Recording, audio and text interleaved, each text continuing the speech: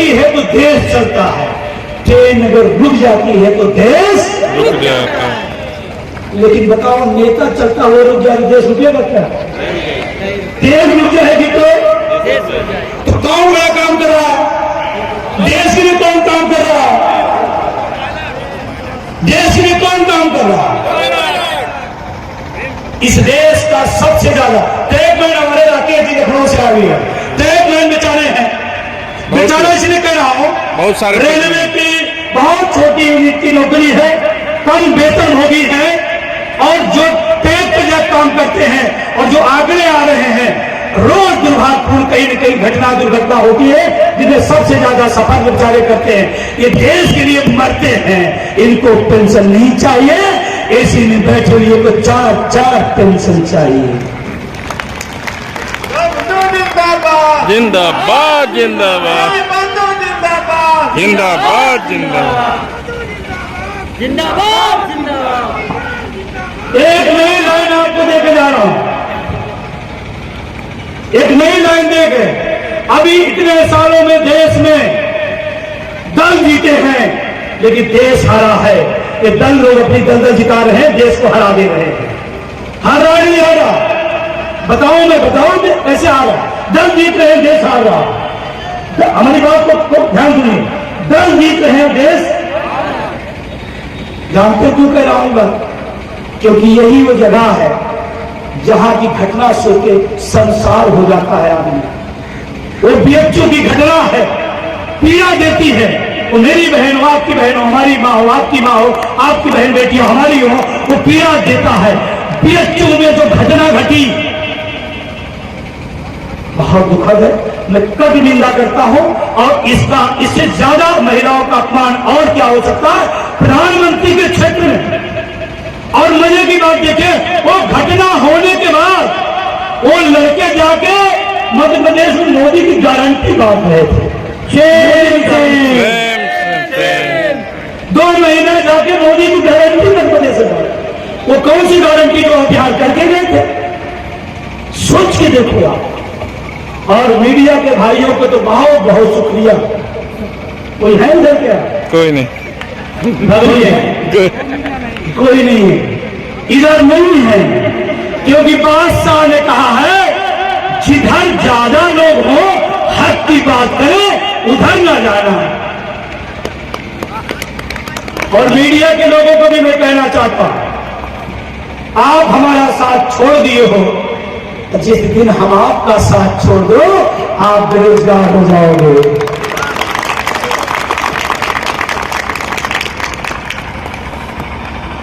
हो जाए नहीं हो जाए? पेपर कौन पढ़ता है? कोई नहीं है। सबसे ज्यादा पेपर कर्मचारियों के आता है, सबसे ज्यादा वही पढ़ता है, सबसे ज्यादा टीवी वही देखता है, सबसे ज्यादा वही खरीदता है। आप सोचो, अगर आप हमारे मुद्दे को अपनी में जगह नहीं दोगे, तो हम भी आपको अपने घर में अब जगह देने वाले के बात थोड़ी पटी लगेगी कि यार विजय बंधु ट्रैक से उतर गए, ट्रैक मैन की बात करते करते। मैं उतरा नहीं हूं, मैं सच कह रहा हूं। अखिलेश पांडे जी, मैं सच कह रहा हूं। इस देश को नेताओं ने, दलों ने जितना नुकसान पहुंचाया है, उससे ज्यादा 100 गुना इस देश की मीडिया ने इसको नुकसान पहुंचाया है। बात नहीं कर रहा हूं, उनका तो स्वागत है। सोचो, इतने पेपर में इतनी चीजें छपती हैं, कभी कभी तो बेवजह छपती है। मैं उसको देखता हूं तो मुझे लगता है ये पेपर का विषय है, और जो विषय पेपर का था वो छपा ही नहीं। ध्यान रखना, जिस दिन हम साथ छोड़ेंगे तो आपका बास भी साथ नहीं देगा। तो मीडिया के साथियों से मैं कहना चाहता हूं, न पक्ष न विपक्ष, जो सही है उसे दिखाओ निष्पक्ष, जो सही है उसे दिखाओ निष्पक्ष। मैं गलत हूं क्या? नहीं। अगर आज इस कैंपस में इतने सारे रेल के लोग, इतने सारे कर्मचारी आए हैं, तो बनारस के फ्रंट पे पहले छपना चाहिए कि ये लोग आज मांग करने आए थे प्रधानमंत्री के क्षेत्र में। लेकिन मैं बड़े विनम्रता पूर्वक कहना चाहता हूं, जिनको हम टीवी चैनल समझते हैं वो दुकान हो गई है, जिनको पत्रकार समझते हैं वो किसी बास का कर्मचारी हो गया है, उनको पत्रकार बनो। आप खुद पत्रकारिता शुरू करो, खुद शुरू करो। आपको याद है जब अंग्रेजों के समय आजादी के दीवाने लड़ाई लड़ना शुरू किए तो अंग्रेजों ने सारे पेपरों पर बैन लगा दिया कि क्रांतिकारियों की कोई खबर नहीं छपेगी, बैन हो गया। तो क्रांतिकारियों ने कहा अपना पेपर निकालेंगे, निकाला, छपा, बटा और उनका पेपर कम हो गया, फिर वो छापने लगे। बात समझ में आ रही? तो आप भी 5 लाइन, आप अगर मुद्दे को बढ़ाना चाहते हैं, रोज 5 लाइन अपने मुद्दे के लिए लिखिए। सभी लोग या हजारों लोग हैं, 5-5 लाइन लिखेंगे, पूरे हिंदुस्तान में सोशल मीडिया पर आपका ही मुद्दा दिखाई पड़ेगा, लेकिन लिखना पड़ेगा। लिख सकते हैं ना, आज आइएगा, शुरू करिएगा। आज आए हाँ, क्या देखा, कैसे देखा, सब लोग इसको लिखिएगा। लिख सकते हैं? अरे भैया पढ़े लिखे हैं ना, हमारी सभा में कोई अनपढ़ नहीं होता, ये मेरे सौभाग्य है। प्रधानमंत्री मुख्यमंत्री के सदन में पढ़ा लिखा भी होता है और हमारी सदन में है नहीं है। तो लिख सकते हैं, लिखिएगा। जैसे पहले हम लोग निबंध लिखते थे, यात्रा वृत्तांत लिखते थे, आज सारे लोग लिखिएगा इस कार्यक्रम का वृत्तांत लिखिएगा और घुमाइएगा। आपकी मौसी, मामा, चाचा, दादा, ताऊ, रिश्तेदार, मित्र, कोई ऐसा ना हो जिसके पास आज का यात्रा वृत्तांत ना पहुंचे। ये बात मैं यूं ही नहीं कह रहा हूं, आने वाले समय में ये संकट बढ़ने जा रहा है, इसलिए मैं बात कह रहा हूं। ये संकट बढ़ने वाला है। अभी संशोधन की बात चल रही है, कितने लोगों को संशोधन चाहिए? ये चाय पीने वाले नहीं चाहिए, जो चाय पी रहे संशोधन चाहिए, वहां से भी कहना नहीं चाहिए। संशोधन या खूब हो या संशोधन, हाथ ऊपर कर बताइए। ओपीएस क्या चाहिए?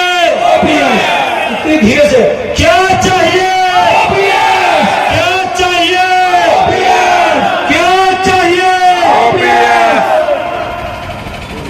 ये बोलना, ऐसे बोलना, ताकत के साथ बोलना। हमें संशोधन नहीं चाहिए। और अभी संशोधन 1 फरवरी को आने जा रहा है। 1 फरवरी के बजट में एनपीएस में खूबसूरत शानदार बनारस की साड़ी निपटने जा रही है। ये एक धोखा है, संशोधन नहीं चाहिए, होने जा रहा है। और होने के बाद क्या कहा जाएगा आप बता दे रहा हूं, 4 दिन बाद, आज 28 है ना, 4 दिन बाद आ जाए।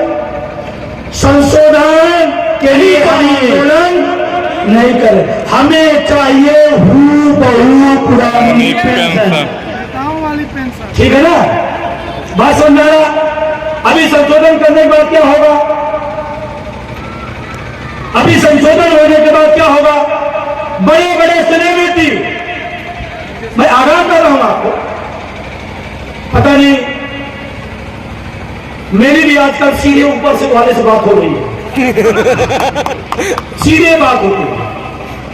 तो उन्होंने कहा कि विजय बंधु सचेत हो जाओ, आपका आंदोलन खत्म होने वाला है। हमने बताओ प्रभु, कहा संशोधन पर मैं भी बयान देने आऊंगा कि बहुत अच्छी है, लेकिन अपने लोगों को धीरे से समझा देना, इसको मानेंगे नहीं।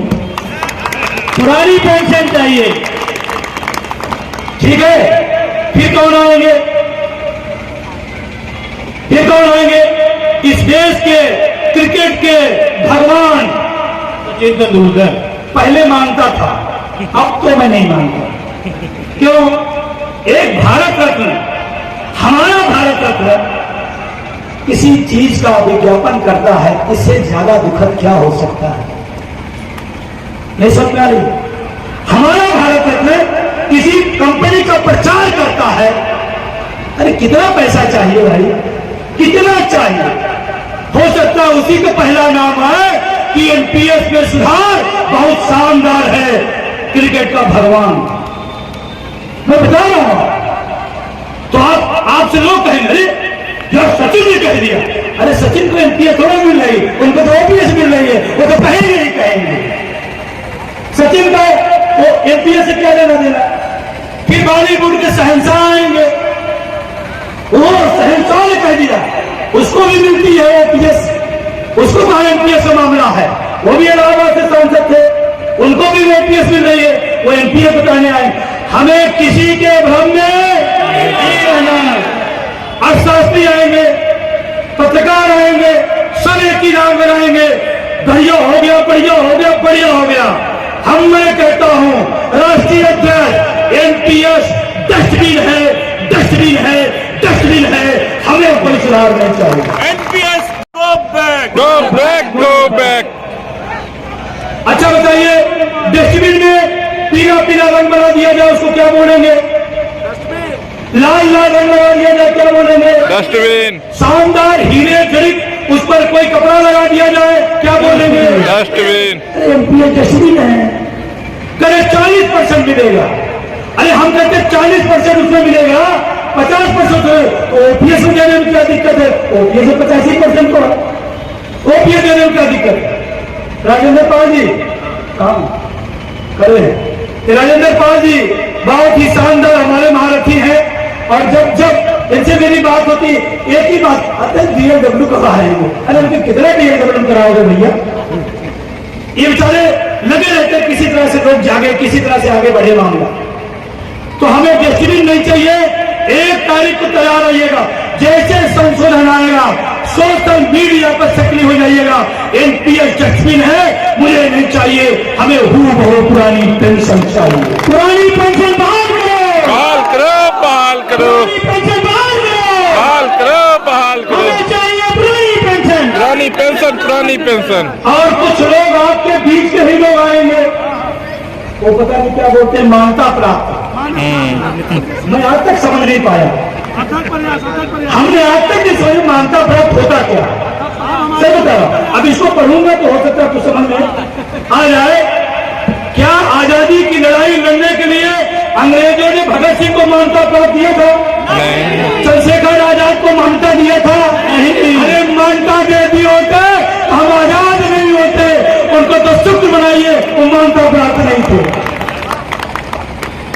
मानता प्राप्त जिंदाबाद।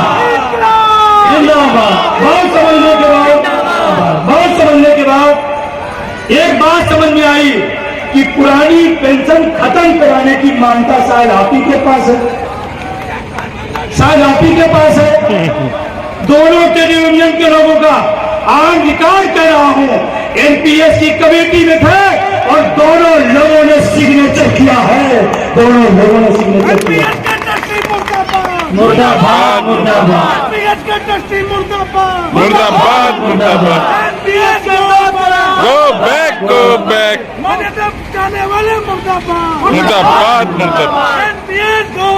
Go back. हमारे बीच में दलालों मुर्दाबाद, मुर्दाबाद, मुर्दाबाद। गार्ड भी आए हैं, रेल के गार्ड भी आए हैं, स्टेशन मास्टर भी आए हैं, और इंजन के मैनेजर भी आए हैं। उन सारे लोगों को जो भी पार्टिसिपेट आपने किया है, आपको बहुत बहुत शुक्रिया, धन्यवाद। और आप तैयार हो जाओ, मैं भी थोड़ा लोगों को समझने लगा हूं। आप तैयार हो जाओ, मैं ज्यादा बड़ी बात नहीं कहता हूं। अगर आप साथ दे दो, वो सरकार रेलवे का दिलाने की जिम्मेदारी की तरफ हम बढ़ने को तैयार हैं। जिंदाबाद, जान के रास्ते होगा। रेल ट्रेड यूनियन के लोगों ने इस देश में बड़े बड़े मानदंड तय किए हैं, बड़ी बड़ी क्रांतियों के सूत्रधार अगर हुए हैं तो रेल के साथी हुए हैं। अब समझ रहा हूं, समझूंगा। अभी उधर से भी फोन आया है, उधर से भी फोन आया है, दो मान्यता प्राप्त तरफ से गैर मान्यता प्राप्त के पास फोन आया है फोन, कहा गया है आपसे बात करना चाहता हूं। हमने कहा मैं संवाद से कभी भागता नहीं, मुझे संवाद करने में किसी से कोई दिक्कत नहीं, लेकिन संवाद करने के पहले इस बात की गारंटी चाहता हूं, मोदी वाला नहीं, मोदी वाला नहीं पेंशन। पेंशन गारंटी चाहता हूं ट्रेड यूनियन के लोगों, मैं खुली बात बनारस में कह रहा हूं, आप रेल की हड़ताल करो, हम सब तैयार हैं।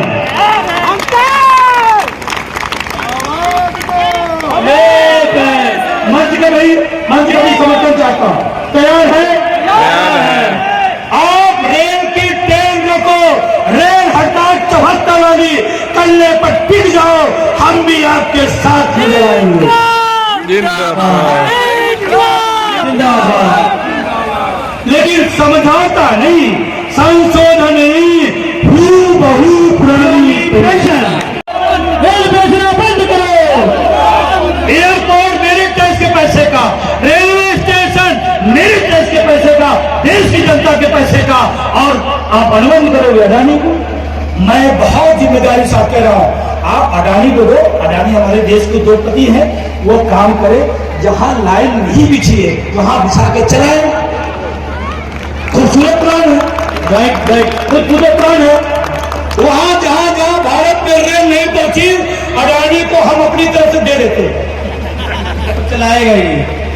जब बोल के ही दे रहा है तो प्रधानमंत्री बोले, हम बात एक ही हुई, हम देते हैं जहां जहां रेल नहीं बिछी, अडानी आप ले लो, दे दो बिछाए, लेकिन वहां नहीं जाएंगे। वहां क्योंकि 2 साल 4 साल 5 साल का प्रोजेक्ट होगा, स्टेशन होगा, पटरिया होगा, इंजन होगा, डिब्बा होगा, कम चल, वहां नहीं जाए। जहां बिछी है वहीं लेके कमाई करेंगे। गलत तो नहीं हो, गलत तो नहीं हो, बंद करो। और निजीकरण इस देश का, मेरी बात को आज मानो या न मानो, इस देश का निजीकरण नासूर है। सरकारी संपत्ति, सरकारी संस्थान इस देश में जब किसी के हाथ बिक जाएंगे तो हम न शिक्षा पाएंगे, न चिकित्सा पाएंगे, न रोजगार पाएंगे। सहमत है तो चुटुर पुटुर न किया करिए, हमें चुटुर पुटुर लोग ताली में आए, ढोल में बनाए। जिंदाबाद जिंदाबाद। मैं इसके खिलाफ हूं और डंके की चोट पे कह रहा हूं, बनारस में आप कह रहा हूं, भारतीय रेल भारतीय रहने दो, अडानी रेल मत बनाओ। आने वाले समय में ये सबसे बड़ा विनाश है। रेल बेचना बंद करो, बंद करो, बंद करो, रेल बेचना बंद करो, बंद करो, बंद करो, गैस बेचना बंद करो, बंद करो, बंद करो। हमारे आरडीएस फैक्ट्री के भी कुछ लोग आए हैं। आरडीएस फैक्ट्री वाले मजबूत असलहा तैयार करते हैं, मजबूत टैंक तैयार करते हैं, वहां पर सरकारी व्यवस्था को ठप करके, अभी 12 जनवरी को मैं कलकत्ता गया था, जो एशिया की सबसे पहली आरडीएस फैक्ट्री कलकत्ता के अंदर आई, 200 वर्ष से ज्यादा हो गया। उन्होंने कहा 14,000 कर्मचारी होता था, आज 3,500 कर्मचारी। सोच के देखो हम किधर जा रहे हैं। हमारा सवाल है और मुद्दों पर सवाल है, हम सवाल करेंगे। एनआई के लोग आए होंगे, उसे होंगे, बैठे होंगे, और ध्यान रख, एनआई वाला ज्यादा तेज ताली बजाता है, जैसे आप समझ ना पाओ कि ये दूसरा है। और वो कहता है यहां से निकलेगा, अरे विजय बंधु आपने तो कमाल कर दिया, क्या गजब का तर्क दिया, क्या गजब की बात समझाई, हमारे भी समझ में आ गई, हमको रिपोर्ट लगाना, हम क्या लगाए, हमको जब समझ में आई लगा। तो कहता सर वो तो मजबूरी में ड्यूटी करने आए थे, सच बताए हम तो आप ही के साथ हैं, आप ही के साथ में। अभी दिल्ली रैली जब दिल्ली में हुई, तमाम लोग रोक लिया गया, पुलिस वालों ने रोका, हमारे पास संदेश आया कि सर पुलिस वाले रोक रहे हैं, अब हम क्या करें। हमने कहा एक नारा लगाओ, पुलिस वालों की पेंशन बहाल करो, बहाल करो। पुलिस वालों के अंदर नीचे का पहला आदमी हमारे बारे में बोला, पुलिस वालों के बारे में कोई नहीं बोलता। या पुलिस के साथी खड़े हैं क्या, कुछ लोग साथी हैं क्या। कहता आज तक हमको समाज में गालियां दिया, धन्यवाद इस आंदोलन का, वो मेरी बात कर रहा, जाओ जाओ जाओ, पुरानी पेंशन बहाल करो, बहाल करो, बहाल, पुरानी पेंशन बहाल करो, बहाल करो, बहाल करो। कर्मचारी, प्रधानमंत्री के सारी व्यवस्था में कौन रहता है, सरकारी कर्मचारी। मैं आपको इसको मजाक में समझो, लेकिन मैं कह रहा हूं एक दिन ऐसे आएगा, प्रधानमंत्री के किचन में रहने वाला कहेगा साथ आज हड़ताल है, काहे की अरे सर ओपीएस नहीं मिलेगी, आप तो अपना ले रहे हो, हम भी रिटायर होने वाले हैं तो हमारी ओपीएस। तो आज किचन में हड़ताल है, किचन में हड़ताल, प्रधानमंत्री के किचन में पेंशन पर हड़ताल होगी, ये बात मैं आज आपके बीच से ऐलान कर रहा हूं। हड़ताल होगी। प्रधानमंत्री कहें देखो ये तो खाना कुछ दे नहीं रहा, ड्राइवर इधर आओ, बाहर से ले आओ। ड्राइवर कहेगा इधर भी हड़ताल है, एनपीएस है। जब ड्राइवर बोल रहा है हड़ताल है तो सिक्योरिटी वाले को बुलाया जाएगा, देखो यार दिमाग खराब है साहब, हमारी तो सुरक्षा है नहीं, आपकी सुरक्षा है और हड़ताल तो आज इधर भी है। फिर कहेगा सचिव तुम आओ इधर आओ, तुम इधर आओ, चलो आज कोई बात नहीं हड़ताल है तो आज तुम हम आप आगे की रणनीति बनाते हैं, सचिव भी हमारा आईएएस होगा, साहब कहेगा इधर भी हड़ताल है। ऐसे चारों तरफ हड़ताल होगी। प्रधानमंत्री कहेंगे अरे यार वो फाइल निकाल के लाओ, जल्दी करो, भूख बहुत तेज लग रही है। ये दौर भी आएगा, ये दौर भी आएगा। 110% इस देश में पुरानी पेंशन बहाल होगी।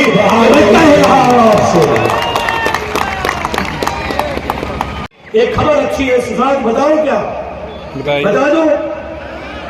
ये हमारी माँ शक्तियां बैठी है सामने, आपको सीट भी मिल रही है, धूप भी अच्छी मिल रही है ना। हमारी माँ शक्तियां इस आंदोलन की बहुत बड़ी ताकत है, बहुत बड़ी हिम्मत देती हैं। हम भी किसी मातृशक्ति के समर्थन की वजह से आपके बीच में हैं, तो हम सभी माँ शक्तियों को जोरदार ताली और अभिनंदन चाहते हैं।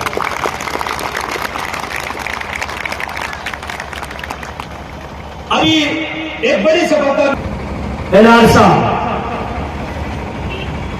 मैं सही बताऊं आपको, ट्रेड यूनियन में सबसे ज्यादा मोहब्बत मैं इसी संगठन को करता हूं, सबसे ज्यादा इसलिए करता हूं, पहली बार जब हमारी इनके नेताओं से मुलाकात हुई, कोई शर्त नहीं, उन्होंने कहा यार विजय बंधु, जो मुद्दा मुर्दा हो गया था तुमने हिंदुस्तान के नक्शे पर जिंदा कर दिया, हम तुम्हारे साथ हैं।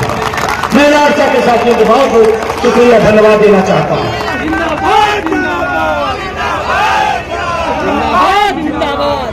लेकिन मैं कहना चाहता हूं जो बड़ी सफलता और मिली इस देश के, भाई साहब बैठ जाइए, मैं देख रहा हूं, मैं सबको देखता रहता हूं, प्रधानमंत्री किधर जा रहा, आम आदमी किधर जा रहा, मैं सब देखता रहा, बैठिए। और अगर चले गए तो समझो कि पर्ची हम ही से मांगी जाए, नाम काट दूंगा नहीं मिलेगी, ये ध्यान रखना, पर्ची हम ही से मांगी जाएगी। ये पर्ची वाले बाबा जी लगाने वाले हैं। जो मैं सबसे बड़ी बात कहने जा रहा हूं, ध्यान रखना, इस देश के तमाम बड़े बड़े किसान नेताओं की 4 दिन पहले बैठक थी ऑनलाइन, उसमें आपके प्रतिनिधि के तौर पर हमें भी आमंत्रित किया गया था। हमें भी वहां बोलने का मौका मिला। आप बताओ मैं वहां क्या बोलूंगा, मैं जहां भी जाऊं क्या बोलूंगा, पुरानी क्या बोलूंगा, ओपीएस। किसान नेताओं से मैंने कहा कि अगर मेरी बात से आप सहमत हो तो हमारे मुद्दे का समर्थन करिए, नहीं सहमत है, लोकतंत्र है, कोई बड़ी बात नहीं। उन्होंने कहा बताइए, हमने कहा जो नौकरियों में लोग आते हैं 80% किसान घर के है या नहीं है। अच्छा कितने के पिता किसान है, मेरे भी पिता किसान है, कितने लोग पिता किसान है, हमारे किसान, कोई मजदूर का बेटा होगा, कोई छोटे दुकानदार का बेटा होगा। 80% किसान के घरों के बच्चे नौकरियां करने आते हैं। अगर बच्चों को तकलीफ है, बच्चों को खतरा है, बच्चों की लड़ाई चल रही है, तो पिता के घर में क्या बोलता है, साथ देना, हम आपकी औलाद हैं, आपके हम सब वंशज हैं, आप हमारा समर्थन करिए। मुझे खुशी है किसान यूनियन ने पूरी तरह से आपके मुद्दे का समर्थन किया है। जिंदाबाद जिंदाबाद जिंदाबाद जिंदाबाद।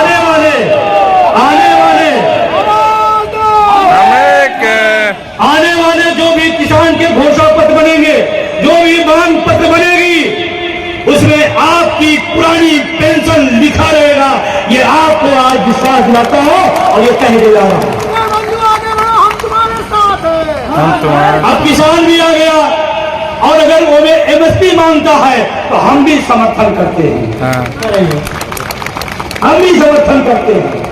किसान आ गया, कर्मचारी आ गया, छात्र आ गए। किसान, नौजवान और छात्र इकट्ठा होकर इस देश की जो व्यवस्था अन्याय की बनती जा रही है या बनी हुई है उसके खिलाफ लड़ा जाएगा। छात्र भी आ गया। एक अनपढ़ जी है, जानते हैं अनपढ़ को? हल्ला बोल, युवा हल्ला बोल। पूरे देश के अंदर बेरोजगारों की लड़ाई लड़ते हैं।